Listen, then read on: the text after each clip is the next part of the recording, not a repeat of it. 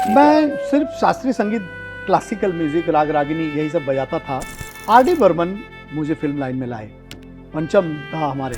तो वो समय से पहले सोचते थे। तो जब मैं स्टूडियो पहुंचा तो उन्होंने बोला कि लता जी आई हैं, अमित आया है, किशोर दा के बेटे, जो गाया उन्होंने इतने सुपरहिट का गाने, किशोर कुमार, किशोर दा के साथ, ये सब आज भी लोग याद करते। खाली हाथ शाम आई है, खाली हाथ जाएगी, आशा जी को नेशनल अवार्ड मिला, मेरी फ्लूट बजती रही। आखिरी फिल्म जब आई, उसका सक्सेस देखने के लिए पंचम दा जिंदा नहीं रहे, मगर वो गाना अमर हो गया। कुछ ना कहो, कि ये गाना जितना हिट होगा, रोनू प्यार से बोलते थे तुम्हारा पीस भी इतना हिट हो जाए। फ्लूट से आपका रिश्ता किस उम्र में जुड़ा? 6 साल की उम्र में मैंने बनारस में मेरा जन्म हुआ। तो खेलते खेलते मैंने 6 से 7 बांसुरियां मेरे हाथ से टूट गई। फिर बंबई कर्मभूमि बनी 1973 से। तो ये जो आप देखते हैं छोटी अंगुली, इसका इस्तेमाल जो मैं करता हूँ, ये बहुत सारे बांसुरी वाले नहीं करते हैं। तो मुंबई आने के बाद पंचम दा से कैसे मुलाकात? वो ऐसे हुई कि मैं किशोर दा का एक गाना बजा रहा था, तो वहाँ पे टैगोर दादा तारशानाई बजा रहे थे। बूढ़े थे उस वक्त, 20-70 साल के थे। अरे पंचम को बहुत जरूरत है बांसुरी का, तू इतना पतला है, इतना अच्छा कैसे बजाता है। ही हैड द आइडिया कि बांसुरी वाले तगड़े ऐसे। शास्त्रीय संगीत वाले सोचते हैं कि बॉलीवुड में जाके हम बिगड़ जाएंगे। No, I would say no. वो म्यूजिक बैठ के बनाते नहीं थे। एक बार मैं सिटिंग रूम में बैठा था, बाथरूम में नहा रहे थे, तो नहाते नहाते चला, अरे मनोरी मेलोडी बन गया। तो तौलिया पहन के ही आ गए बाहर। तो भाई जी को, अरे गुलजार देख एक गाना बन गया। अब तू बोलेगा कि न्यूज़पेपर का पढ़ के भी उस पर भी गाना बना दे, मेरा कुछ सामान तेरे पास पड़ा हुआ, तुम्हारे पास पड़ा हुआ, लौटा दो, और इस पे गाना बन सकता है, कोई मीटर ही नहीं है। मगर गुलजार साहब को भी मालूम था ये पंचम है। सबसे पहले मुझे बॉलीवुड में जो मुलाकात हुई वो किशोर दा से हुई। वो कैसे हुई? एक महफिल थी जिसमें जगजीत सिंह, गजल सम्राट, ये सब लोग गा रहे थे, बजा रहे थे, ये कर रहे थे। मुंबई के नटराज होटल, किशोर कुमार वहां हाजिर हो गए। अरे जगजीत, उनका जो स्टाइल था, मेरे साथ ये बांसुरी बहुत अच्छा बजा रहा है। अरे ये तो इसको अप एंड पहन के घूमना चाहिए। अभी किशोर कुमार को बोलेंगे कि आप बेस्ट हैं, तो किशोर दा बोलेंगे अरे पागल है क्या, मैं शोर कुमार हूँ। तो उसको मजाक में उड़ा देते थे। किशोर दा को मैंने बोला, बोले अरे बजाएगा नहीं, मेरे जैसा कंजूस फ्री में गा रहा है, तो तू नहीं बजाएगा तो पूजा कैसे होगा। तो उन्होंने सारा डोनेट कर दिया। Shanmukhananda was jam packed, and in that time 35 to 40 lakh was a big money. आज का कम से कम 5-6 करोड़ होगा। उन्होंने पूरा डोनेट कर दिया। तो सबसे पहले बहुत स्वागत आपका रोनू दा, जैसा आपको बहुत प्यार बहुत से शुक्रिया। सब लोग बोलते हैं, रोनू मजूमदार जी, तो ये सबसे पहले तो इसी पीस की कहानी से शुरू करते हैं, फिर आपकी कहानी पे आते मैं हैं। सिर्फ शास्त्रीय संगीत, क्लासिकल म्यूजिक, राग रागिनी यही सब बजाता था। आर.डी. बर्मन मुझे फिल्म लाइन में लाए, पंचम था हमारे। सो वो समय से पहले सोचते थे। तो जब मैं स्टूडियो पहुंचा तो उन्होंने बोला कि लता जी आई हैं, अमित आया है, किशोर दा के बेटे, जो गाया उन्होंने, इसके सोलो से तुम्हारा शुरुआत करते हैं। और वो जर्नी उस दिन ऐसी बज गई, या मेरे गुरु कृपा, किसी और ने बजाया। फिर पंचम दा ने मेरा हाथ कभी छोड़ा नहीं।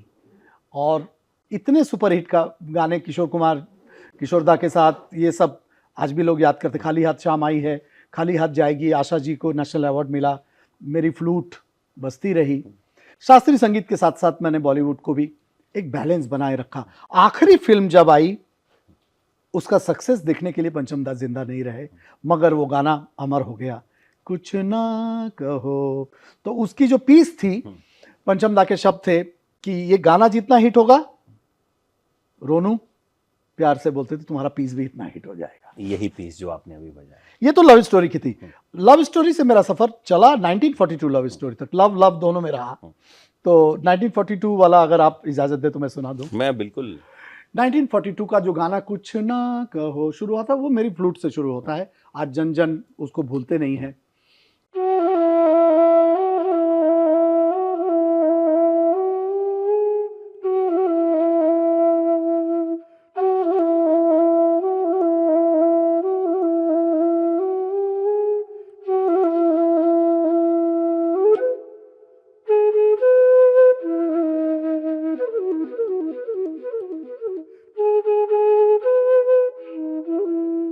इस तरह से गाना शुरू क्या हुआ। बात है।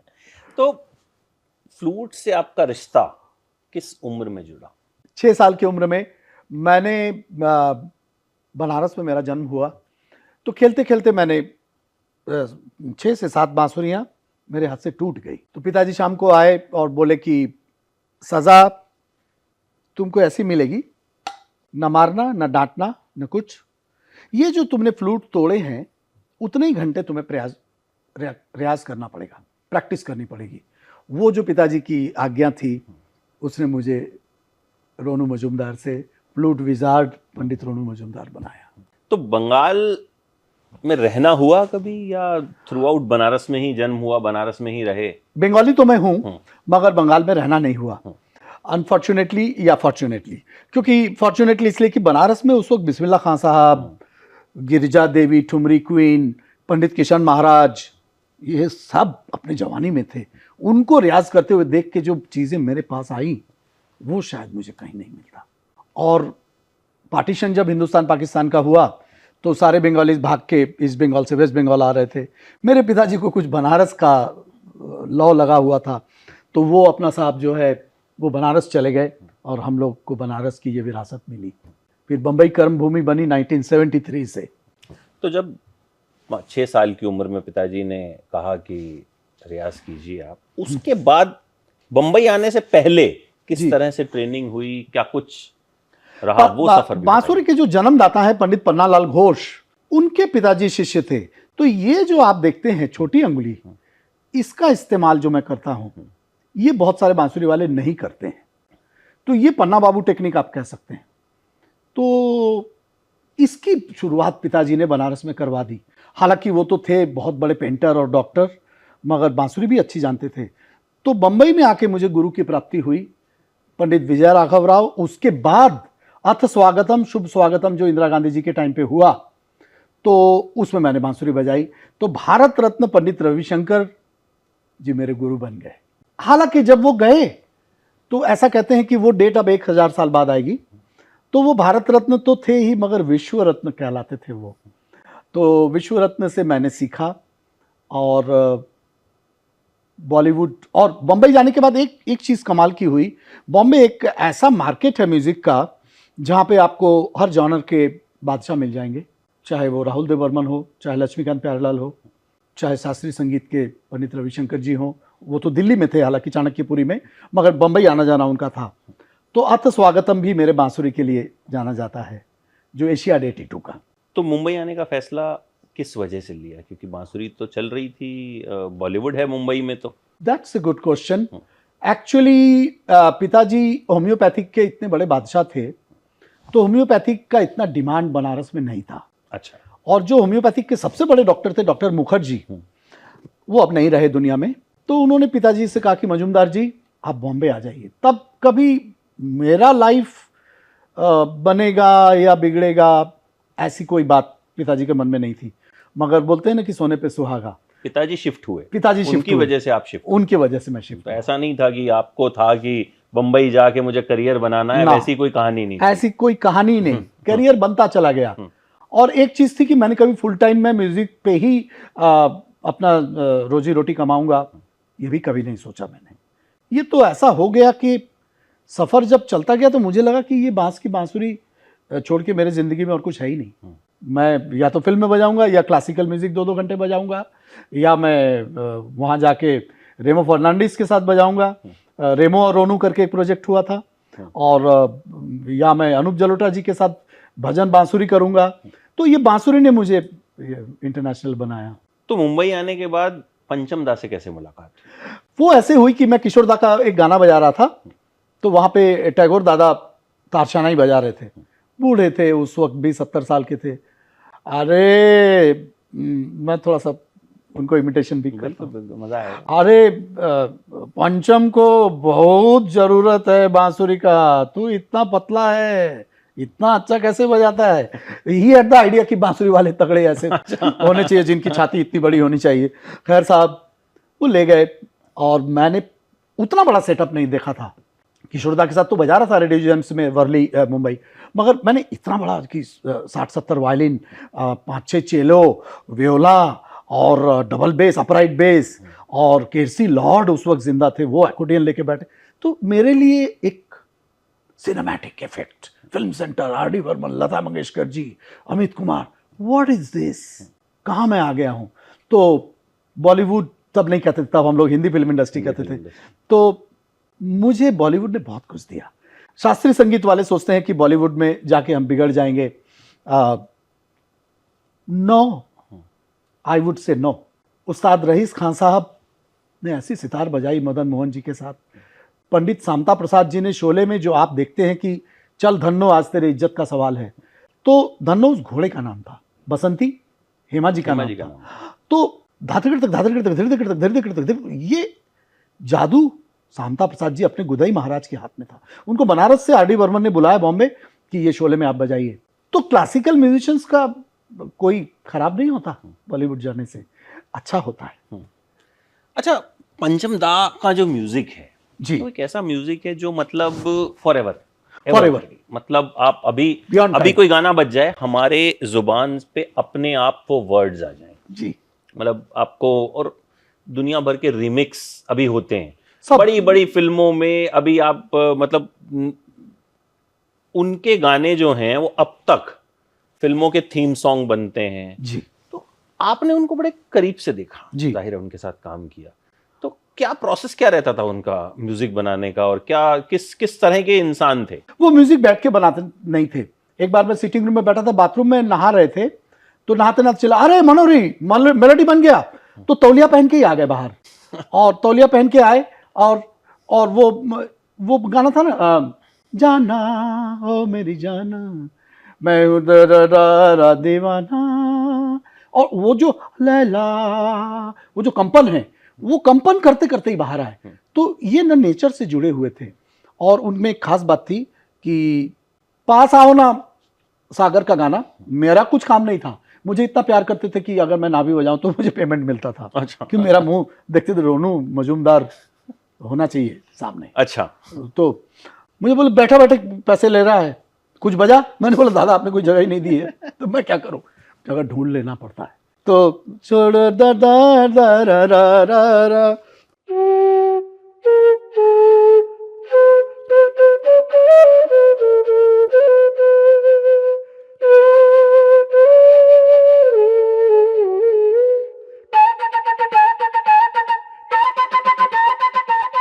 ये पास आओ ना के गाने को चार चांद मेरे बांसुरी ने।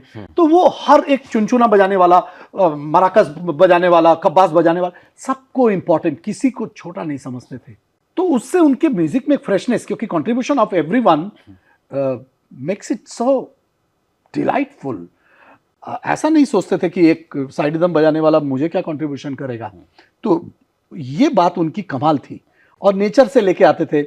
जैसे आप जानते हैं सत्ते पे सत्ता में वो जो अमिताभ जो विलेन है, अमिताभ जी, अमित जी जो हैं, तो बच्चन साहब उसमें थोड़ा सा उनके आंख पे भी कुछ अलग किया था। तो पानी गले में डाल के गार्गलिंग करके उसका साउंड लेके विलेन का साउंड निकाला। तो मैंने कितने बार हम लोग फ्लटरिंग करते हैं, स्टैकेटो बजाते हैं, तो मैं फ्लटरिंग आपको सुना रहा हूँ, एग्जैक्टली फ्लटर। मैंने कितने फिल्म में फ्लटर बजाया।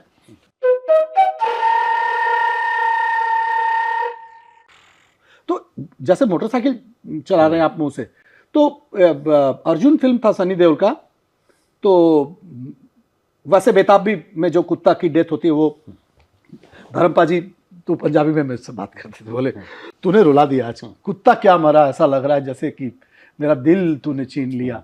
तो धर्मपा जी बैठे हुए थे, क्योंकि सनी की पहली फिल्म थी। तो उसमें भी मैंने कुछ ऐसा बजाया कि सनी का सबसे प्यारा कुत्ता सनी देओल का मर गया, और गार्गलिंग का साउंड, ये साउंड, तो साउंड से खेलते थे वो। कभी भी उन्होंने म्यूजिक को ऐसे नहीं समझा कि मैं हारमोनियम लूंगा, चलो एक गाना बनाते हैं। चलते चलते चलते अरे गुलजार, तो क्योंकि वो दोनों एक दोस्त थे, तो भाई जी, हम लोग उनको इंडस्ट्री में गुलजार साहब को हम लोग भाई जी कहते हैं, मेरे से बहुत क्लोज हैं। तो भाई जी को, अरे गुलजार देख एक गाना बन गया, अब तू बोलेगा कि न्यूज़पेपर का पढ़ के भी उस पर भी गाना बना दे, मेरा कुछ सामान तेरे पास पड़ा हुआ, तुम्हारे पास पड़ा हुआ, लौटा दो, और इस पे गाना बन सकता है, कोई मीटर ही नहीं है। मगर गुलजार साहब को भी मालूम था ये पंचम है, तो उस पे गाना बना दिया। हाँ, मेरा कुछ सामान तुम्हारे पास पड़ा, मतलब खूबसूरत गाना, खूबसूरत गाना।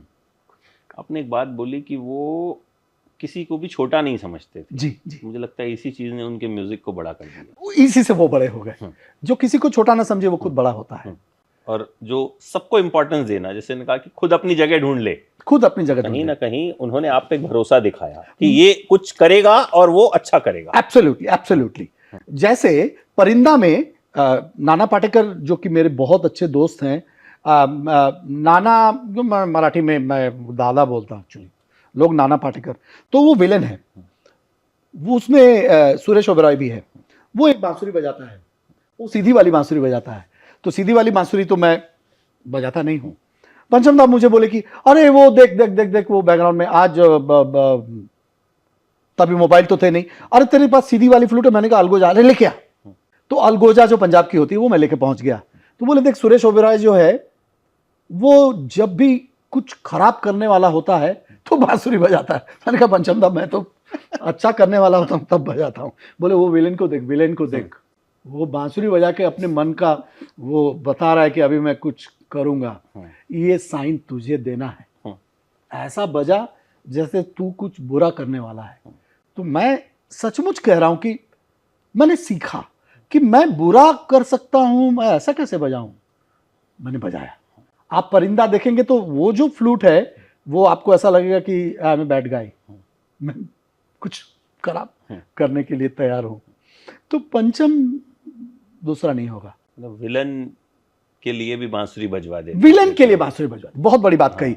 हीरो के लिए तो मैंने कई बार बजाई, रोमांस में और मतलब बजता है, लेकिन विलन के लिए बांसुरी का इस्तेमाल करना वो मुझे लगता है वो पंचम दा ही कर सकते थे। कोयल सी तेरी बोली मेरा बजाया हुआ है, ये सब मैंने बहुत बजाया। मगर विलन के लिए मुझे आर.डी. बर्मन, राहुल देव बर्मन का वो हिम्मत है कि वो सुरेश ओबेरॉय विलन के लिए रोनू मजूमदार फ्लूट बजा रहा है। अच्छा, आपने एक चीज बताई अभी शुरू में कि किशोर दा के लिए जब आप काम कर रहे थे जी, फिर पंचम दा से वहां मुलाकात हुई, तो मुंबई जब आए जी, सबसे पहले बॉलीवुड में किससे मुलाकात हुई? सबसे पहले मुझे बॉलीवुड में जो मुलाकात हुई वो किशोर दा से हुई। वो कैसे हुई? वो ऐसे हुई कि किशोर कुमार इतना बड़े आदमी थे, तो मैं एक महफिल थी जिसमें जगजीत सिंह, गजल सम्राट, ये सब लोग गा रहे थे, बजा रहे थे, ये कर रहे थे मुंबई के नटराज होटल में। किशोर कुमार वहां हाजिर हो गए। अरे जगजीत, उनका जो स्टाइल था, तेरे साथ ये बांसुरी बहुत अच्छा बजा रहा है। अरे ये तो इसको हाफ पैंट पहन के घूमना चाहिए। I was 73, I came to Mumbai, that must be 76. I was just 13 years old and I was playing like 33 years old. So Kishore Kumar ने अपने घर में बुलाया। तो अपने माँ को बहुत प्यार करते थे, गौरी प्रसन्न गांगुली। तो गौरी कुंजी किशोर कुमार के घर, किशोर दादा के घर का नाम है। तो वहाँ बैठ के बहुत देरी मेरी बांसुरी सुनी। तो बोले कि तो पढ़ाई कर रहा है? मैंने कहा कर रहा हूँ। 4-5 साल ठहर जा, पंचम के पास तुझे मैं बुलाऊंगा। और जब मैंने पंचम दा के पास पहला गाना उनके लिए नहीं बजाया क्योंकि याद आ रही है अमित कुमार ने गाया, मगर जब उनके लिए मैंने बजाया, किसी से वो बात नहीं करते थे। गाने के बाद कितना जल्दी वो निकल जाते थे। उनको इतना कॉन्फिडेंस था कि मैं कभी बेसुरा गा ही नहीं सकता, तो सुन के चेक क्या करना है, वो निकल, मगर मेरे से आके मेरे को थोड़ा गाल में प्यार करके वो जाते थे। उनकी आपको सबसे बड़ी खूबी क्या लगी उनसे मिलके?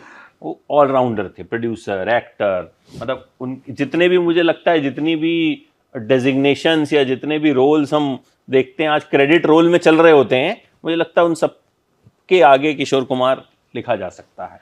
सबके आगे किशोर कुमार लिखा जा सकता है, एक ही आदमी है। किशोर कुमार की सबसे बड़ी खूबी थी that he did not know that he is genius.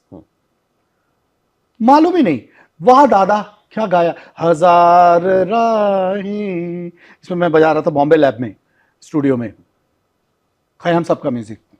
अरे झूठ बोल रही है, मैं क्या गाता हूं? तो he would never take the praise. अगर आप बोलेंगे Ronu da you are the best, best कोई नहीं, सब कोशिश करते हैं। अभी किशोर कुमार को बोलेंगे कि आप बेस्ट हैं तो किशोर दा बोलेंगे अरे पागल है क्या, मैं शोर कुमार हूं, तो उसको मजाक में उड़ा देते थे। और गाना गाने से पहले वो किसी से कनेक्ट हो जाते थे, ये मैंने छुप के देखा, क्योंकि वो चाहते नहीं थे कि जब गाए तो कोई देखे। ये एक कमाल की बात थी। अगर कोई डबिंग के वक्त या गाते वक्त कोई सामने तो अरे पंचम तो बोल जरा उधर जा। अच्छा। तो ये एक वो लता जी में भी थी। तो इंडस्ट्री में ये तो सबको मालूम है। मैं तो किशोरदा का वो उस दिन गा रहे थे सागर किनारे, उसमें मेरा बड़ा सोलो भी है। तो वो गाने से पहले किसी शक्ति से कनेक्ट हो जाते थे और इस वजह से उनके सामने कोई ठहर नहीं पाता था। कोई ऐसी ताकत आती थी और माँ, जो मुझे अमित भाई ने बताया, अमित कुमार ने, माँ को ऐसा पूजा करते थे जैसे कि माँ जिंदा है। माँ तो कब गुजर गई, मगर माँ मैं रिकॉर्डिंग में जा रहा हूँ, आशीर्वाद दे, आशीर्वाद दे। तो he never believe that his mother is no more, so that माँ का आशीर्वाद, माँ माँ माँ माँ माँ करते हुए अभी गौरी कुंज माँ के नाम से। तो और वैसे अंदर से थोड़े संत भी थे जो लोगों को किशोर कुमार का ये कैरेक्टर मालूम नहीं है।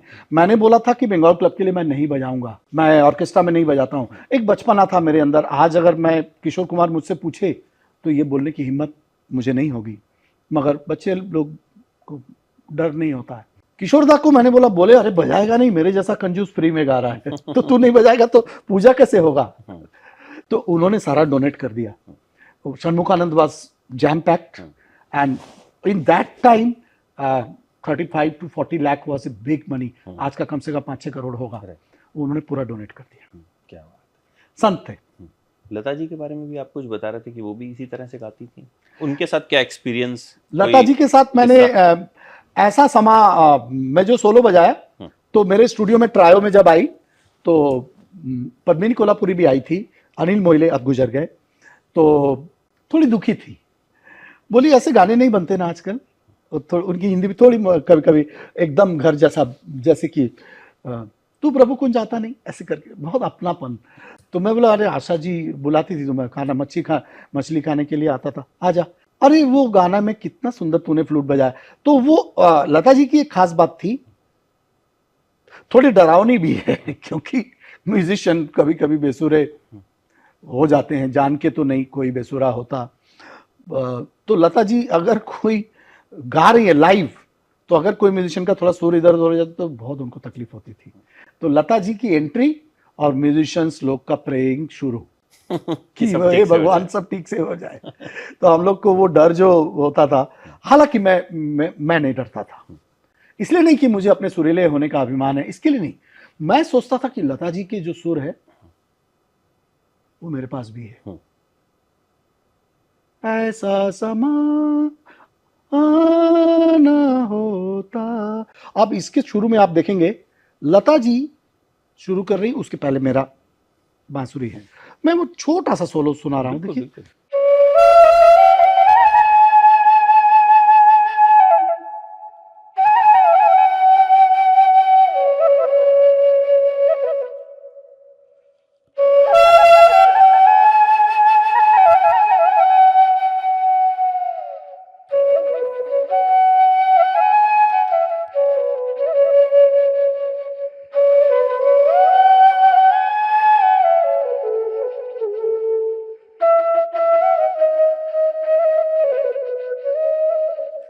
तो क्या बात। मतलब, और वो उनका सोलो था, किशोरदा के साथ या किसी के साथ डुएट नहीं था, ऐसा उनको याद रहा। और मैंने तो नेहरू जी को देखा नहीं, कहते हैं कि उनकी याददाश्त भी ऐसी थी, पहचान बहुत साल बाद। तो इतने साल हो गए थे, मेरे स्टूडियो में आई, बोली क्या ऐसा समा में बांसुरी बजाए। मैंने पाँव छुआ, आशीर्वाद। नहीं, अभी ऐसे गाने नहीं बनते।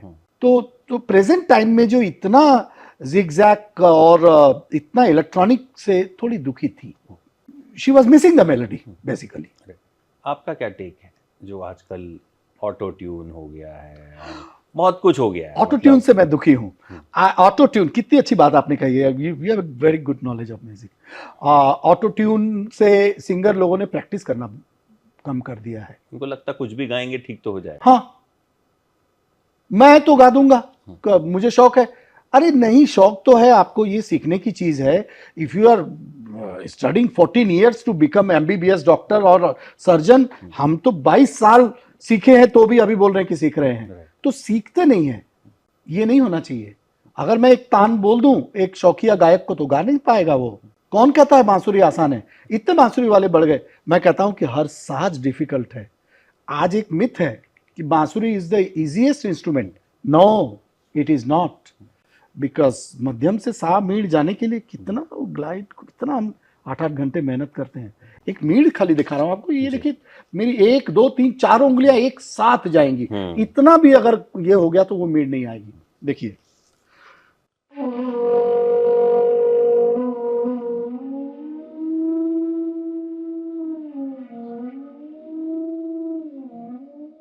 मैं जितने बार भी करूंगा वो मीड आएगी। हम लोग साधना करते हैं इसकी, 8-8 घंटे हम लोग रियाज किए हैं। और आज भी हम मैस्ट्रो नहीं हैं। आज भी हम, कल मैं फ्री था तो होटल में मैं प्रैक्टिस कर रहा था। आज लेकिन जिस दौर में हम हैं, म्यूजिक जिस तरह का है, जी, रील्स बनती हैं, बहुत कुछ, बहुत सारे करियर ऑप्शंस हो गए। रील्स बहुत हो गई। आज के यंगस्टर में या आज के बच्चों में फ्लूट सीखने की चाहत है? आते हैं आपके पास कि? आते तो बहुत है, आके बोलते हैं अच्छा, कि आते हैं? आते बहुत आते हैं। मेरे शिष्य तो पूरे वर्ल्ड में हैं।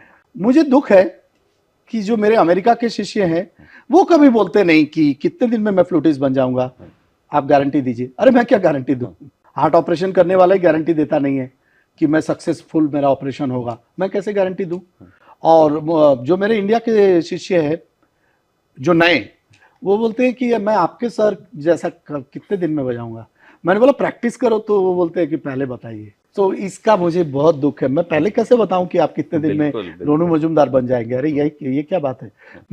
मुझे गुरुजी को पास गया था तो मैंने नहीं कहा था कि मैं कितने दिन में हरिप्रसाद चौरसिया जी बन जाऊंगा। शायद आपको अभी भी नहीं लगता आप बने, आप अभी भी प्रैक्टिस, आपने मेरे आंख में आंसू ला दिया है। मुझे अभी भी नहीं लगता कि मैं बना हूं। मुझे लगता नहीं है कि जब तक आप बजाएंगे आपको कभी लगेगा, क्योंकि यही एक अच्छा आर्टिस्ट जो है वो सीखता है जीवन भर। आज भी हरि जी के दर्शन करता हूं तो मैं पाँव छूता हूं। मैंने बाबूजी आशीर्वाद दीजिए कि आपके जैसा कभी बज सके। आपने जो जवानी में बजा दिया उससे मैं सीखता रहता हूं आज भी। वो मेरे गुरु तो नहीं है, मेरे गुरु तो रविशंकर जी हैं, मगर वो गुरु से कम भी नहीं है, गुरुतुल्य है। तो आपने एकदम सही कहा। मुझे आज भी नहीं लगता और कभी लगेगा भी नहीं कि मैं हरिप्रसाद चौरसिया जी जैसा बजाने लगा हूं। ऐसा नहीं लगेगा। इसीलिए आप रोनू मजूमदार। पहली कमाई याद है कितनी हुई थी? 13 रुपए। किसने दिए थे? न्यू एरा कॉलेज में मेरी पहली सोलो हुई थी, तो उल्लासनगर में। तो सब लोग बहुत बड़े बड़े आर्टिस्ट थे, मैं इच्छा जिसकी मुझे भी नहीं। और क्योंकि स्कूल में ऐसा मेडल ला ला के मैं देता था, तो जो प्रिंसिपल साहब थे वो बोले कि इतने जो मास्टर दमादम मस्त कलंदर फेमस वो जो थी पाकिस्तान की, बांग्लादेश की, रूना लैला, ये सब लोग आए हुए और मेरा बाजार हुआ, तो उन्होंने कहा 13 साल का 13 रुपए ही मिलेंगे। क्या बात है। 13 रुपए मुझे, मगर मेरे लिए वो 13 करोड़ से कम नहीं थे। बिल्कुल बिल्कुल। मुझे 13 रुपए, 13 रुपीज। अच्छा, Guinness book of world record तक भी आप पहुंचे? जी। वो किस तरह से हुआ? वो हुआ कि जब वेणुनाद का आर्ट ऑफ लिविंग ने ये किया, तो वो बोले कि भगवान कृष्ण जी त्रेता युग या द्वापर युग के थे, तो वो 5000 साल पहले उनका जन्म हुआ था। जन्म क्या, वो प्रकट हुए थे, भगवान थे वो। तो आप जो है वो 5000 फ्लूट को क्रॉस करने का कोशिश करिए। 5000 बांसुरी वादक कहां से मिलेंगे? मैं पंडित जी के पास चला गया, हरिप्रसाद चौरसिया जी के पास। मैंने कहा पंडित जी मेरे साथ बंगला में, दादा आपके सब शिष्यों को भी भेज दीजिए, शिष्यों के शिष्यों को भी भेज दीजिए। मुझे वो लोग कह रहे हैं कि 5000 से ऊपर जाना चाहिए। Pandit ji was so kind to me and he is is Pandit Hariprasad Chaurasia ji. So उन्होंने अपने सब शिष्यों को दिया और जितने सीधे फ्लूट, और फॉरेन में भी ये न्यूज फैल गई कि वेणुनाद समारोह पंडित रोनू मजूमदार कंडक्ट करने जा रहे हैं। शो के पहले दिन तक 4900। मैंने बोला रिकॉर्ड नहीं बनेगा, लग रहा है जापानीज रिकॉर्ड टूटेगा नहीं। जो इस दिन शो था, उठ के सुना 5378 हो गए। That is the number.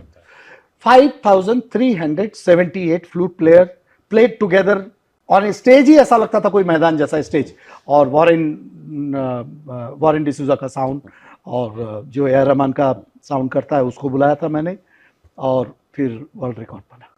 Hollywood तक कैसे पहुंचे? हॉलीवुड में मैं ऐसे पहुंचा जब ग्रैमी मुझे नॉमिनेशन हुआ तो थोड़ा वेस्टर्न वर्ल्ड में जितने म्यूजिशियन थे उनका नाम हुआ, तो राइकुडर उस वक्त हॉलो बैम्बू मेरे साथ बजा रहे थे, जो कि हम लोग एक ग्रामी मिलने से इतना जंप करते इंडिया में, और जब गवर्नमेंट का संगीत नाटक एकेडमी अवार्ड मिलता है तो उसको इतना हम लोग बोलते नहीं, तो ये बहुत दुख की बात है। मुझे खुशी ग्रैमी का उतना नहीं है जितना कि मुझे इंडियन गवर्नमेंट ने 2015 में जब एकेडमी अवार्ड दिया, प्रणब मुखर्जी तब प्रेसिडेंट थे, उनके हाथ से, तो उसका मुझे ज़्यादा खुशी है। एटलीस्ट रोनू मजूमदार तो ये मान रहा है। तो हॉलीवुड का फिल्म बन रहा था बिल क्लिंटन के ऊपर, प्राइमरी कलर्स, तो उसमें फिर टाइटल म्यूजिक उन्होंने कहा कि आप कंपोज करिए, तो मैंने और राइकुडर ने फिर प्राइमरी कलर्स में फिर मुझे वो तो टाइटल आपने में क्रेडिट। आर्ट के साथ साथ बॉलीवुड, हॉलीवुड, सब चीजों का एक बैलेंस एक बिठाया और बैलेंस, ये कहीं ना कहीं दिखाया भी कि बैलेंस बनाया जा सकता है। बैलेंस ऐसा नहीं है बॉलीवुड बिगाड़ देता है या हॉलीवुड बिगाड़ देता है। आपको कहीं ना कहीं अगर आप अपनी आर्ट को संभाल के रखते हैं, उस पर काम करते रहते हैं, तो वो भी रहती है, और साथ ही एक कहीं ना कहीं, क्योंकि कहीं ना कहीं बॉलीवुड और हॉलीवुड के साथ एक पॉपुलैरिटी आती है, एक पॉपुलैरिटी आती है, आप मासेस तक पहुंचते हैं। जी हाँ, क्योंकि एकदम। ऐसे फ्लूट सुनने के शौकीन लोग ही आप तक आएंगे, वही आएंगे जो उस आर्ट को समझते हैं, उसकी कदर करते हैं। एकदम। लेकिन जब अब आज जितने गाने आपने बॉलीवुड के बजाए, तो मुझे लगता है वो सुन के जो यंगस्टर्स हैं या बड़े सारे ऐसे लोगों को पता चलेगा, अच्छा ये आपने बजाया था, ऐसे मुझे नहीं पता था आपने बजाया था। जी जी। तो वो ये तो पंडित भीमसेन जोशी, भारत रत्न, उन्होंने भी कहा था कि मैंने पूरा जिंदगी गाया, उतना लोग पहचाने नहीं, मगर मिले सुर मेरा तुम्हारा मैंने गाया, तो अभी तो रास्ते में भी लोग मुझे पहचानते हैं। तो पॉपुलर म्यूजिक, जो पॉपुलर मासेस का म्यूजिक है, मुझे लगता है क्लासिकल म्यूजिक को मासिकल म्यूजिक से दूर नहीं रहना चाहिए। बिल्कुल। और मुझे लगता है कि अगर आप इतनी साधना कर रहे हैं, आपने बताया आप 8-8 घंटे रियाज करते हैं, तो ये आम आदमी को तो ये नहीं पता ना, आम आदमी तो नहीं जानता। मेरे ख्याल से जब आप मासी म्यूजिक के साथ जुड़ते हैं जी, जितना आपका मन करा उतना जुड़िए। मैं नहीं कह रहा हूं कि अपना आर्ट छोड़ के उसके पीछे लग जाइए, लेकिन मुझे लगता है वो आपको कहीं ना कहीं एक जो अब नसीर साहब हो गए, ओमपुरी हो गए, ये लोग आर्ट सिनेमा करते थे जी, लेकिन जब इन्होंने मेन स्ट्रीम सिनेमा किया तब भी एक्टिंग कमाल की और उसकी तारीफ खूब होती है। दोनों तरह के सिनेमा किए एकदम। आर डी बर्मन के जाने के बाद जो मेरे मन में दुख आया था, और मैं 4 साल इंडस्ट्री में बजा नहीं रहा था, तो मुझे दोबारा एंट्री कौन करवाया? गुलजार साहब ने। उन्होंने कहा कि मैं माचिस बना रहा हूं और तुम्हारी फ्लूट की जरूरत है, और मैं तुम्हारा नाम भी दूंगा स्क्रीन पे, और सीडी, उस वक्त सीडीज भी होते थे। उसमें कहाँ था चंद्रचूड़ के, वैसे तो पानी पानी रे में तो है ही, सब गाने में पूरा फ्लूट उस फिल्म में मुझे विशाल भारद्वाज जी ने पूरे फिल्म के लिए मुझे बुक करके रखा था। मेरा जो यादगार जो जगह है वो टब्बू, जब साइनाइड की गोली चंद्रचूड़ के, वो आतंकवादी बनता है उसमें, उसके मुंह में दे रही है, तब राग मारवा मैंने बजाया और सीना चीर के रख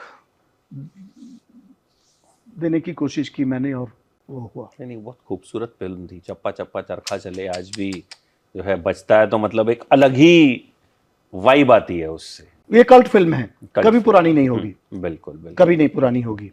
अब एक आखिरी सवाल आपसे, सबसे टफ सवाल, एज बंगाली, मछली ज्यादा पसंद है या रसगुल्ला? रसगुल्ला। ये सीधा जवाब है मेरा। नहीं, आप ऐसे ही रसगुल्ला की तरह मिठास घोलते रहिए और अपनी बांसुरी से जो है दिलों तक पहुंचते रहिए, क्योंकि कई बार बड़े बड़े म्यूजिक, बड़े बड़े जो धमक होती है, कहते हैं ना, और आजकल तो मतलब पता नहीं क्या क्या हो गया है, गाड़ी बगल में से निकलती है तो धरती हिल जाती है, इस तरह का म्यूजिक बजता है। लेकिन आई थिंक जो म्यूजिक आप क्रिएट करते हैं वो दिलों तक पहुंचता है, और वो सबसे जरूरी है। वो सबसे जरूरी है, बस वही है, ये दिल का सौदा है। और आज आपने मुझे यहाँ आने का मौका दिया, और आप आए, हमारे लिए ये मतलब खुशनसीबी है कि आपसे बात करने का मौका मिला, आपको सुनने का मौका मिला। So thank you so much रोनूदा, और फिर मुलाकात करेंगे। और जाते जाते अगर कुछ हो जाए तो मतलब उससे अच्छा हो नहीं सकता कुछ। मैंने वो पीस तो सुनाया, मगर वो गाना भी सुना देता। जी।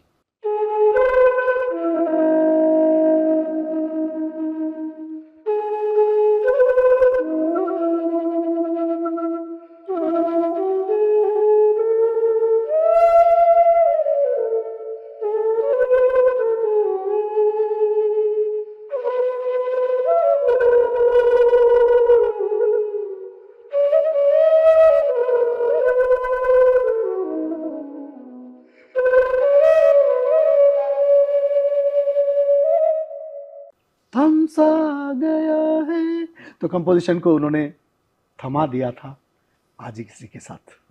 इंटरव्यू भी यहीं थमता है, लेकिन बातचीत का, म्यूजिक का, किस्सों का सिलसिला फिर किसी दिन बैठेंगे और आगे बढ़ाएंगे। फिर और बातें होंगी बिल्कुल, और गानों की, सुरों की, तालों की चर्चा होगी। बिल्कुल आपके मुंबई के स्टूडियो में करेंगे। Thank you so much. Thank you so much.